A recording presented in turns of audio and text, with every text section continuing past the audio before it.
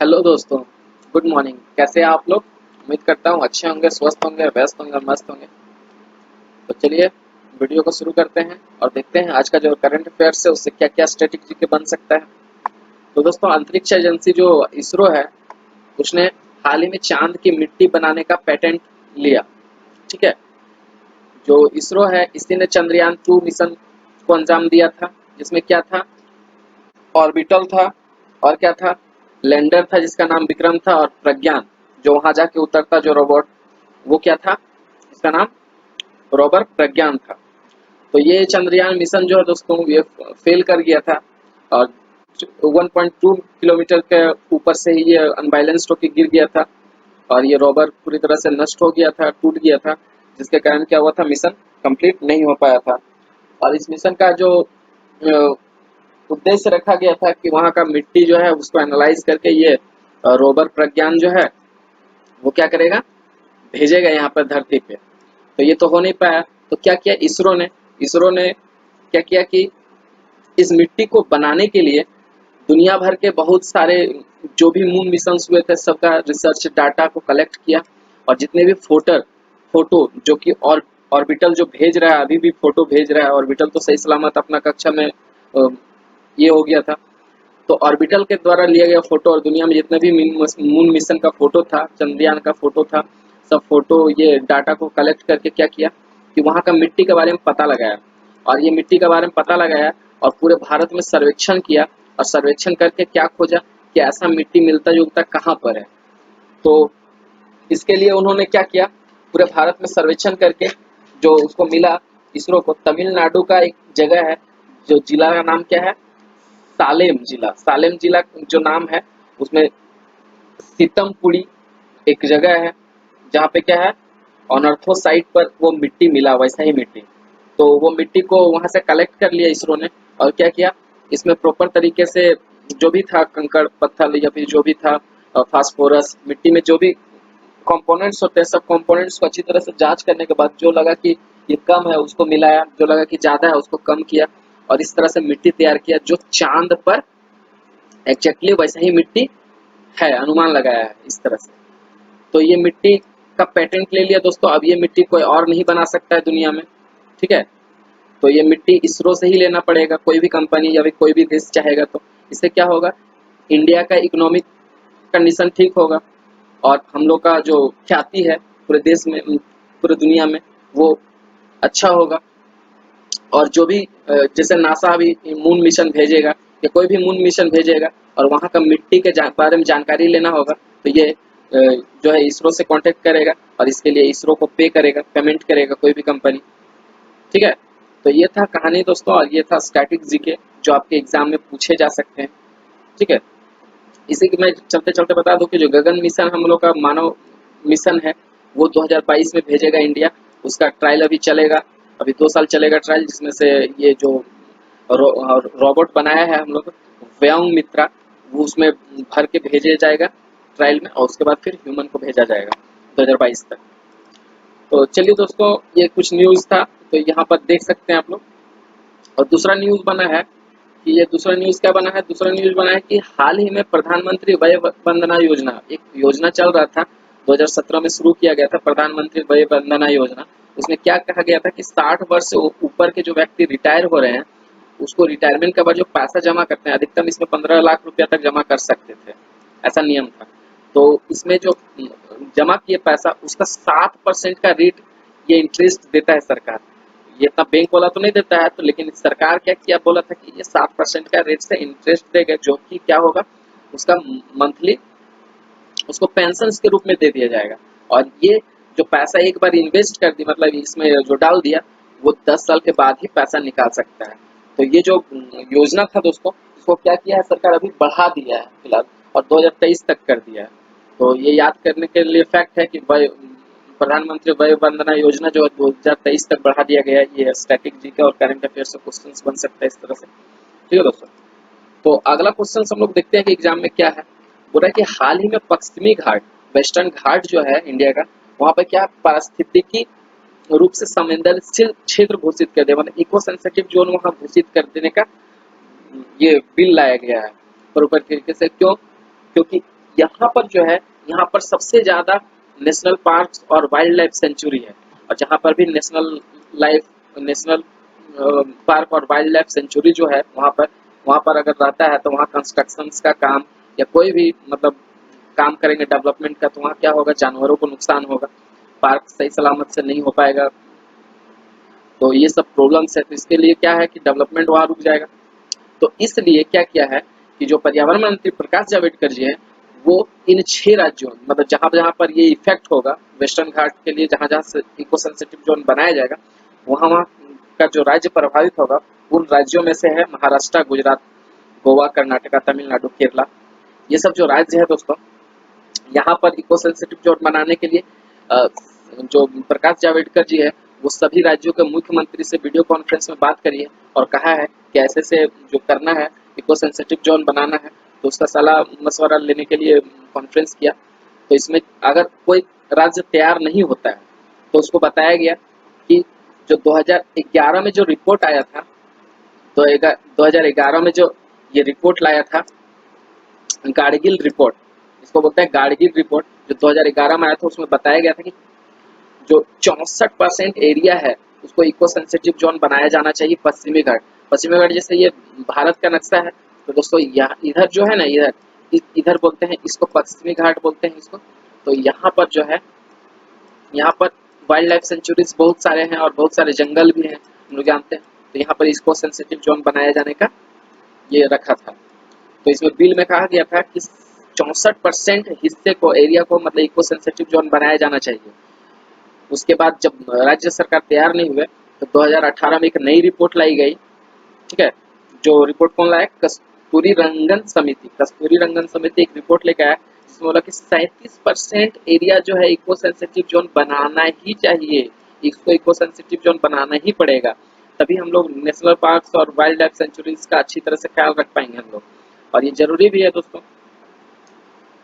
तो समझ में आया होगा कि करेंट्स का न्यूज़ क्या था और क्या था ये सब पूरा। तो ये सब फैक्ट्स आप लोग को याद रहेगा, आई होप एग्जाम में पूछा जाएगा ये सब चीज़ें दोस्तों, जहाँ स्टैटिक जीके पूछा जाता है, ठीक है। तो इस तरह से देखिए, तो इस तरह से एक्स्ट्रा फैक्ट में क्या है, एक्स्ट्रा फैक्ट में क्या है कि वेस्टर्न घाट जो पश्चिमी क्षेत्र है वो 500 से 1600 किलोमीटर तक फैला हुआ है, ठीक है, 6 राज्यों में। और इसकी ऊंचाई जो है 600 मीटर, समुद्र तल से ऊंचाई मापा जाता है इसको 600 मीटर है।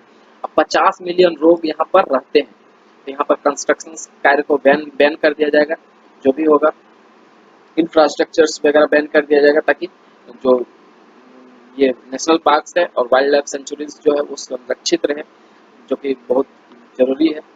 तो ये न्यूज़ था दोस्तों, और हम लोग आगे बढ़ते हैं दूसरा न्यूज़ को कवर करने के लिए।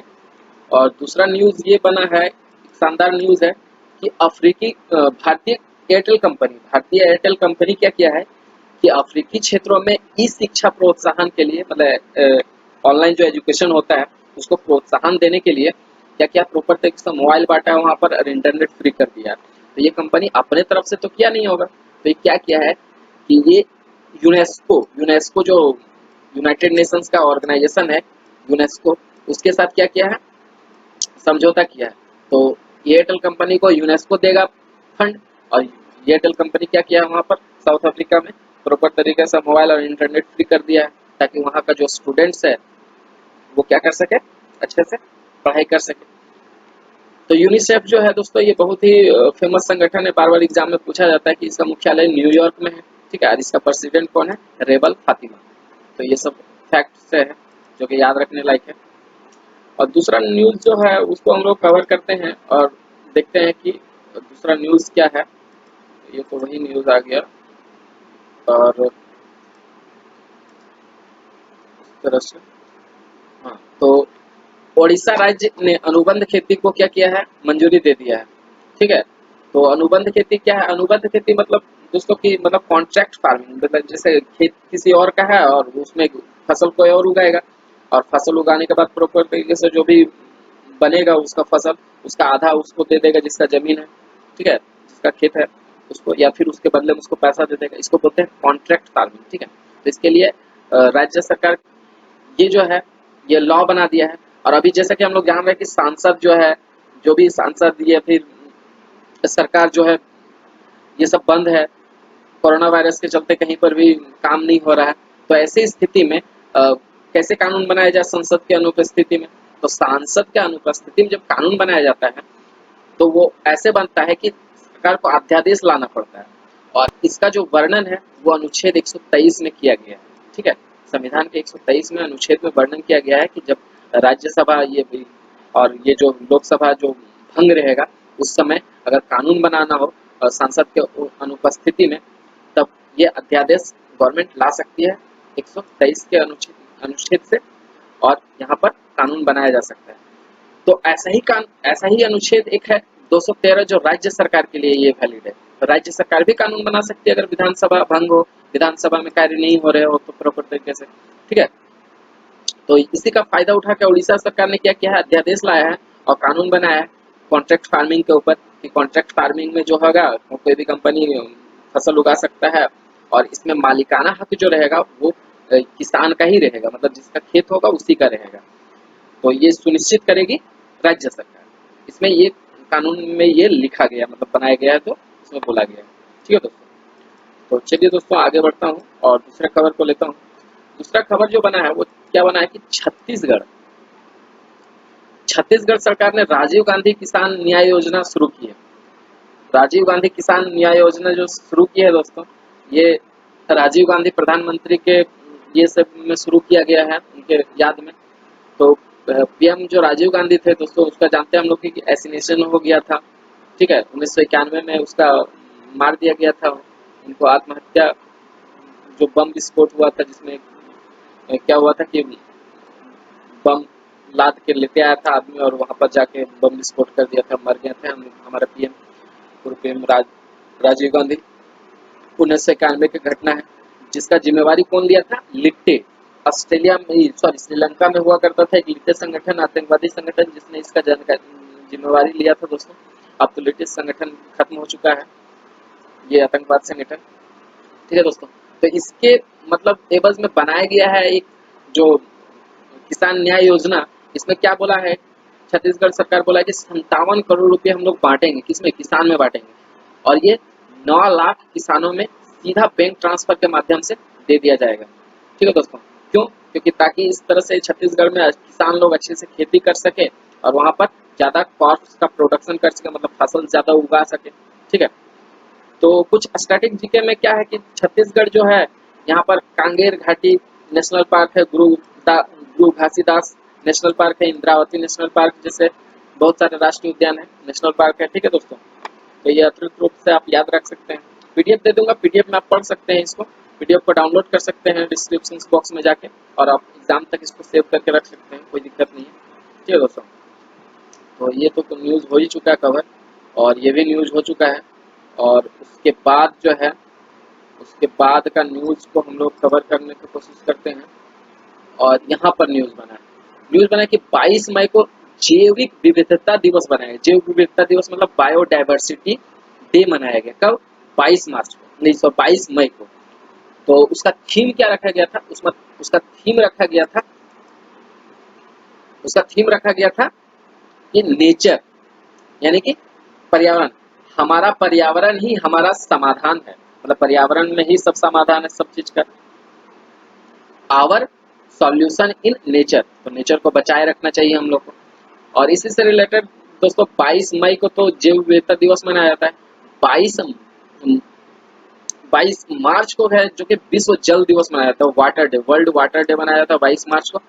और 22 अप्रैल को क्या मनाया जाता है, पृथ्वी दिवस। 22 अप्रैल को पृथ्वी दिवस, पहले तो जल दिवस, फिर पृथ्वी दिवस, और फिर ये क्या है, जैव विविधता दिवस, बायोडाइवर्सिटी दिवस। तो ये सब याद रखना है, ये सब एग्जाम में आता है दोस्तों। ठीक है, और चलिए हम लोग आगे बढ़ते हैं और दूसरा न्यूज को कवर करने के लिए लेते हैं। दूसरा न्यूज इस तरह से है, हाल ही में बेंगलुरु में एक ध्वनि बूम यानी कि सोनिक बूम सुनाई दिया। क्या हुआ दोस्तों, हाल ही की घटना है कि बेंगलोर में जो बड़ा सा धमाका, एकदम बिजली के कड़कने के जैसा हुआ, बहुत सारा कांच के खिड़कियां टूट गया वहां पे, और लोग जो है डर गए अचानक से कि पानी बरस नहीं रहा है, फिर भी ये तड़ित का आवाज कहाँ से आ रहा है। तो दोस्तों ये पुलिस में जब कंप्लेन किया गया तो पुलिस बोला कि नहीं ऐसा कुछ हुआ ही नहीं है। तो जब लोगों ने हंगामा किया वहां पे, तो फिर एयरफोर्स जो है हमारा इंडियन एयरफोर्स, उन्होंने प्रॉपर तरीके से नोटिस निकाला, उसमें बताया गया कि भयभीत होने की जरूरत नहीं है, ये एक सोनिक बूम था। ये क्यों हुआ था?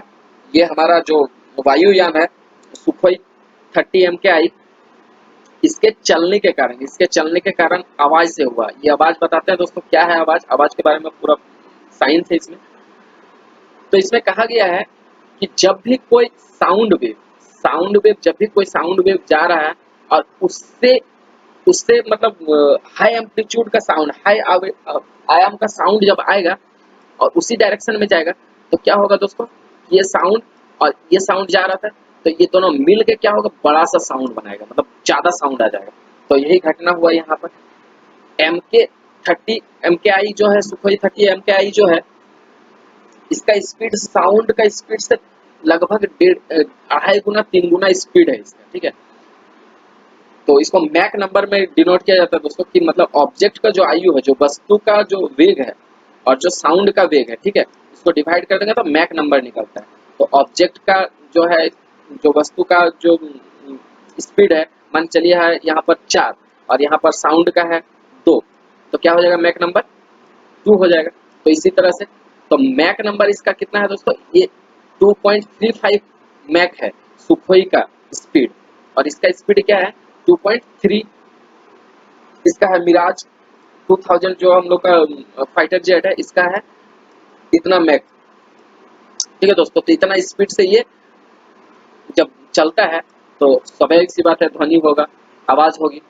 तो ये आवाज क्या होता है, रेजोनेंस के कारण अचानक से बढ़ जाती है। तो इस यही बूम सुनाई दिया था बेंगलोर में, ठीक है।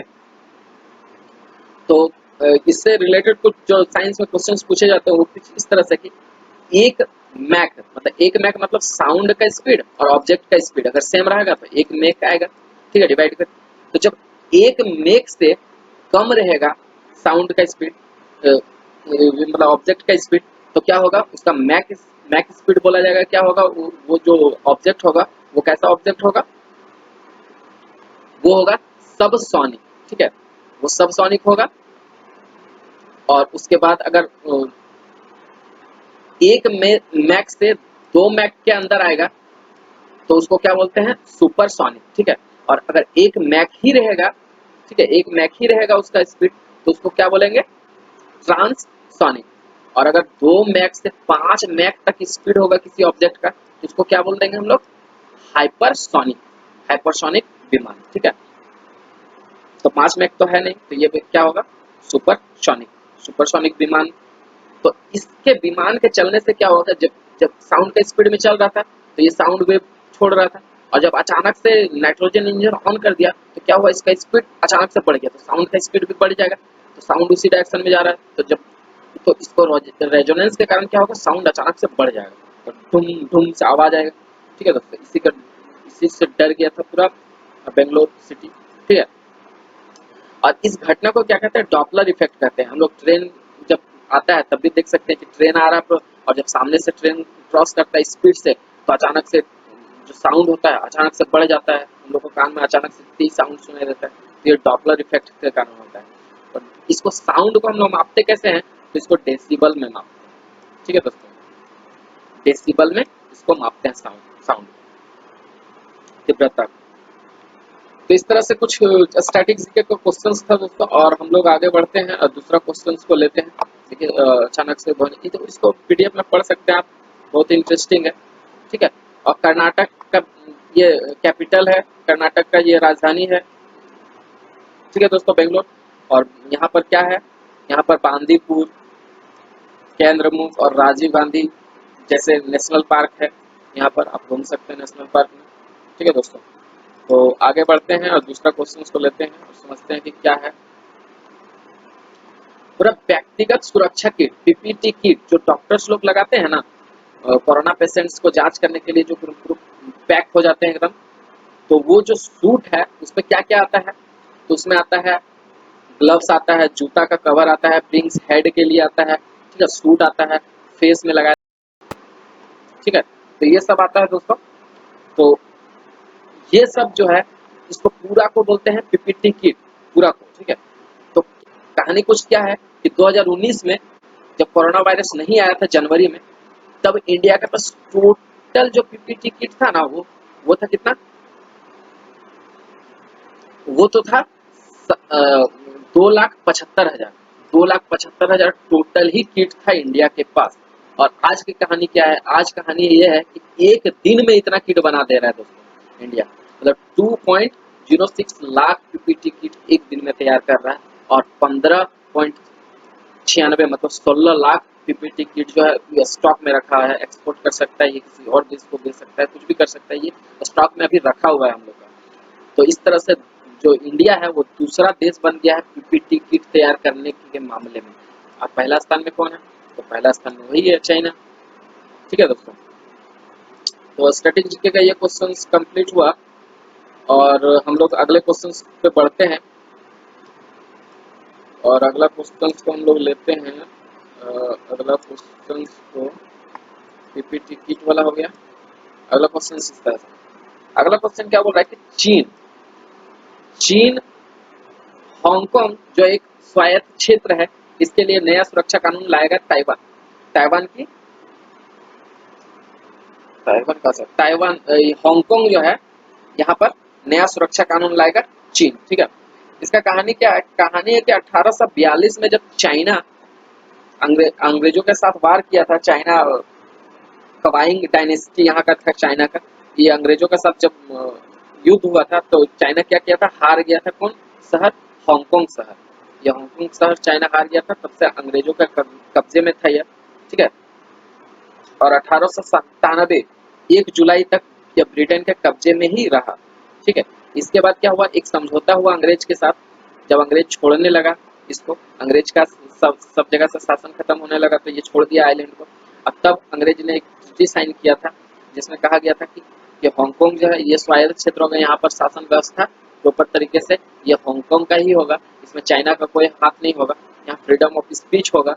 ठीक है, मतलब यहाँ पर बोलने की आज़ादी होगा, यहाँ पर जो सैन्य सुरक्षा है वो चीन का रहेगा। ठीक है, इंटरनेशनल व्यापार जो होगा वो चीन ही करेगा हांगकांग में, लेकिन इसके अतिरिक्त जितना भी सारा नियम कानून है वो हांगकांग खुद बनाएगा और खुद उसको पालन करेगा, इसमें चीन का कोई हस्तक्षेप नहीं होना चाहिए, ऐसा अंग्रेजों ने समझौता किया था।